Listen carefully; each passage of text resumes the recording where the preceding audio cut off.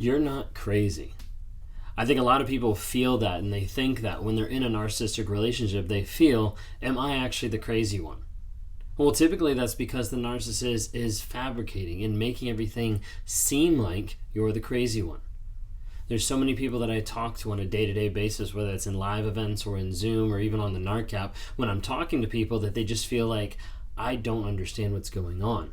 I'm normally a strong person. I'm normally a person who has everything put together. I'm normally a person that's made a life for myself that doesn't need someone, that doesn't even have to rely on someone. I had someone the other day that talked to me and they were like, I'm not the typical person that a narcissist preys on because I had it all together. Unfortunately, they don't just go after a certain select group of people, but they can target anybody. If you've been a victim of narcissistic abuse, you might be one of those people that feel crazy in the moment because you don't understand what's going on. You don't understand what you've been put through. You don't understand how you're supposed to feel, how you're supposed to act, how you're supposed to respond now. And all of that has been building up over a period of time. Most people don't get into a relationship with someone and be like, wow, this is the crazy relationship, this is really insane, this is really abusive. They don't get into those relationships to start off with. It happens over time. You might have been someone that you came into the relationship with a house that you already had paid for, or that you already were living in, a secured job, great friends, good relationships with your family, and all of those seem to have faded away or have changed or have been destroyed. And a lot of times that is through the narcissist's crazy making of what they put you through. For me as a narcissist, putting people through that crazy making seemed normal. The chaos that was always around me seemed like it was something that was just part of my life. This is just who I am. This is just part of my everyday thoughts, my everyday struggles. But I didn't realize it. It was something that I kept putting people through. The chaos that I always used as being a victim of, hey, all this stuff is happening to me, all these people are leaving me, was actually the chaos that I was creating inside and putting on everyone else.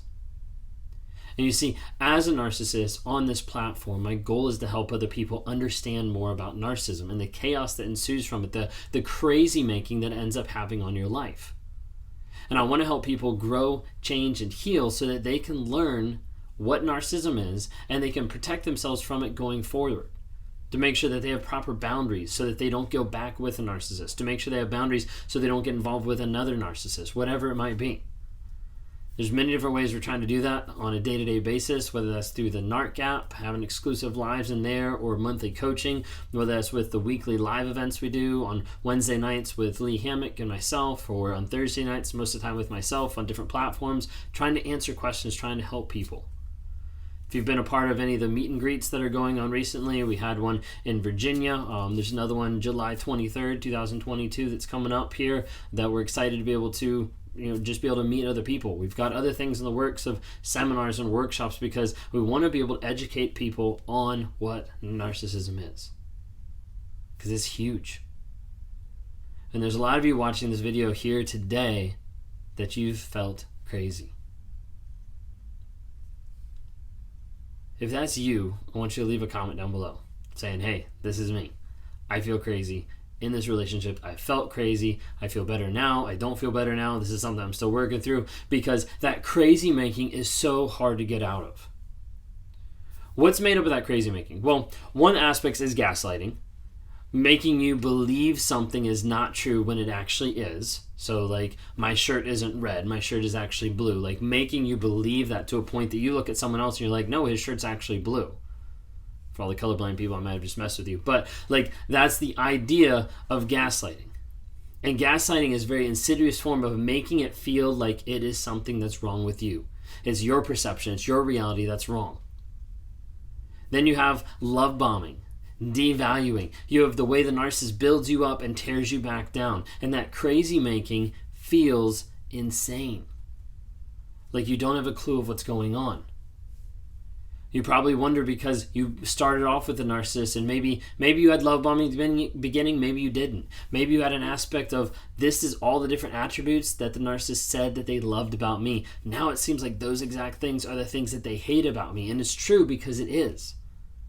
This is why narcissists a lot of times will get with someone who is of higher status or higher pay. And they get with that person thinking, this is going to make me look better. This is going to take care of me. This is going to X, Y, and Z. And then they get with that person, they realize, wow, this doesn't make me feel any better about myself because I'm still the problem.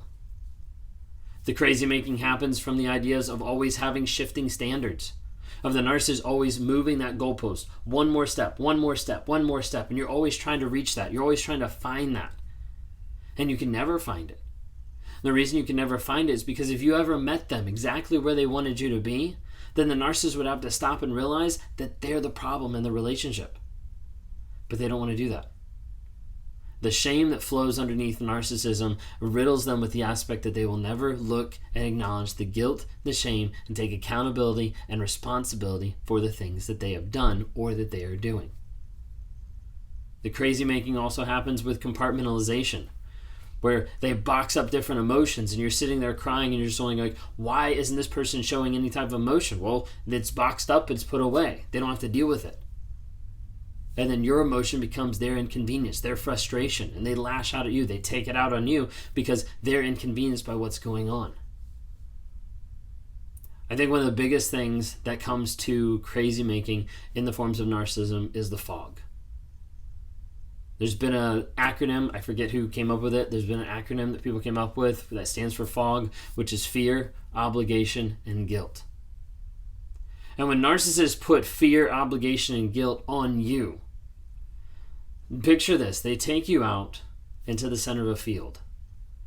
And they leave you standing in the center of the field. And they start to bring in these clouds and this fog. They start to bring in all these different things that obstruct your view of where you are. They bring in the fear of leaving you. They bring in the fear of how they're going to retaliate. They bring in the fear of how they're going to reject you or lash out at you. They bring in obligation of, well, if you love me, you would spend time with me. Well, this is our family, so you're supposed to stay with me. This is our religion, so it means we're supposed to stay married. And they bring in guilt of everything that they've done, projecting it on you. Well, this wouldn't have happened if you hadn't looked through my phone. This wouldn't be this way if you would respect me. I wouldn't yell at you if you did this. And that fear, obligation, and guilt starts to just come around and spread around you so much in that field that you can't see anything. You don't know what's right, left, up, down, and you don't know the direction you're supposed to go. And as you stand in that field wondering which way to go, all you can typically hear is one voice in the middle of the fog, and that's the narcissist. The narcissist saying, go this direction, look this way, ignore this person. And they breed about that isolation that separates you from your friends, from your family, from your coworkers, from anybody else around, thinking that only you have to communicate with them. And it's not that the narcissist comes out and says, you can't do this. No, but they make you pay for it afterwards. Or they tell you how much you don't care about them because you're spending time with someone else. Or they put in those small subtle digs saying, hey, this person said this about you. Or they fabricate a lie that you don't cooperate with someone else. And you realize all of a sudden you're isolated in the middle of a field with the fog. And that fear, obligation, and guilt puts you in a fog where the narcissist is the only one who can change your perspective, who can only tell you which direction to go. And a lot of people are stuck in that. It's the aspect of a trauma bond where they don't know how to get out of the fog. They don't know how to get out of that field that the narcissist has put the fog all around them. The fog can only be lifted. The fog can only be pushed away. The fog can only be seen through when we start to clear away that fear, obligation, and guilt, and we start to view where you are in the truth of the situation, acknowledge the facts of what's going on, and start to build a plan to move forward. That's what I do with people on a day-to-day basis. I try to help them break out of the trauma bond that they're stuck in, get through the detox phase of getting away from a narcissist, and build a new future of having boundaries in their past and in their future. So they don't get with a narcissist, so they don't go back to a narcissist, and so they also don't get with a narcissist down the road. I want you to know here and now that you're not crazy. You're not. So many people watching this video being like, well, yeah, but you don't know my situation. Yeah, you don't know what I've been going through. Like, I feel like crazy. I responded this way. I acted this way. You're not crazy.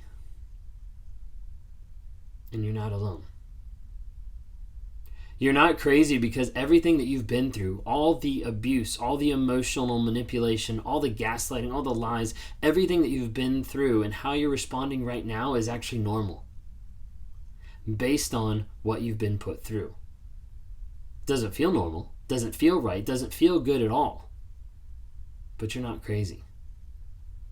And the second thing I said is you're not alone. Look down the comment section. Leave your own story. Leave your own message to the people, to the survivors that are here. Go to the NARC app, Narcissistic Abuse Recovery Community, and see almost 3,600 people that have downloaded and logged into that app. You are not alone. There's a lot of people who have been through the same shit that you're going through. Sometimes people get on one-on-ones and they're like, this is probably the craziest one-on-one you've ever had. And we get through it and I'm like, no, it's not. Like, it's actually pretty normal. And people don't realize that this abuse, that narcissism, is pretty normal. And when you feel crazy after going through that abusive relationship, that's actually normal too. You're not crazy. And you're not alone. And the thing you can do now is you can acknowledge where you actually are. You might be in the middle of the field with all that fog. Let's focus on getting you the facts of the situation, the truth of what's been demonstrated, what's been shown to you. Let's clear that fog and let's build a plan from where you are now to where you'll be in the future. You're not going to go back to the old person you were. You're going to go forward into transforming the person you are now become. And each day you're becoming a better person that's going to grow and develop themselves. That's what we're here for. Raw Motivations, that's what I run, stands for awareness, growth, healing, and change. I hope you join us today.